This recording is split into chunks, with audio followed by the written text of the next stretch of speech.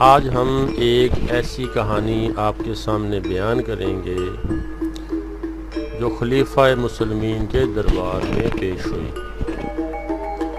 روم کے بادشاہ کی طرف سے ایک شخص بہت سا مال لے کر خلیفہ مسلمین کے دربار میں حاضر ہوا اور روم کے بادشاہ کا پیغام دیا کہ اپنے علماء سے 3 سوال کیجیے، اگر جواب دے دیں تو سارا مال ان کو انعام میں دے دیا جائے۔ خلیفہ نے علماء سے سوال کیا لیکن کسی نے بھی تسلی بخش جواب نہیں دیا۔ حضرت نعمان بن ثابت امام ابو حنیفہ رحمۃ اللہ علیہ کم سن تھے، اپنے والد کے ساتھ حاضر ہوئے تھے۔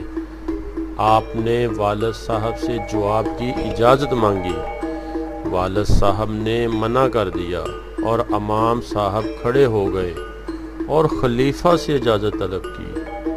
اس نے اجازت دے دی۔ رومی سفیر سوال کرنے کے لیے منبر پر تھا اور امام صاحب نے کہا، آپ سائل ہیں؟ اس نے کہا، ہاں۔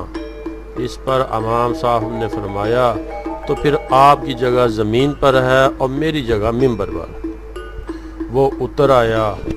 امام ابو حنیفہ منبر پر چڑھے اور فرمایا، سوال کرو۔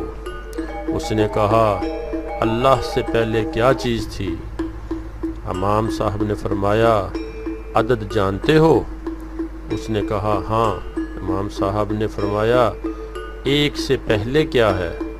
رومی نے کہا، 1 اول ہے اور اس سے پہلے کچھ نہیں۔ امام صاحب نے فرمایا، جب واحد مجازی لفظی سے پہلے کچھ نہیں تو پھر واحد حقیقی سے قبل کیسے کوئی ہو سکتا ہے؟ رومی نے دوسرا سوال کیا، اللہ کا رخ کس طرف ہے؟ امام صاحب نے فرمایا، تم چراغ جلاتے ہو تو چراغ کا نور کس طرف ہوتا ہے؟ رومی نے کہا، یہ نور ہے، اس کے لیے ساری جہت برابر ہے۔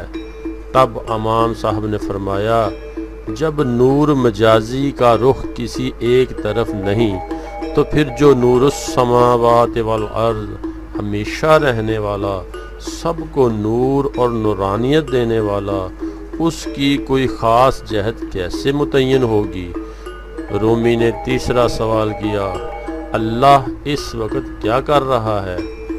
امام ابو حنیفہ رحمۃ اللہ علیہ نے فرمایا، جب منبر پر تم جیسا اللہ کے لیے مماثلت ثابت کرنے والا ہو تو اس کو اتار کر جو مجھ جیسے موحد کو اس منبر پر بٹھاتا ہے، ہر دن اس کی نرالی شان ہوتی ہے۔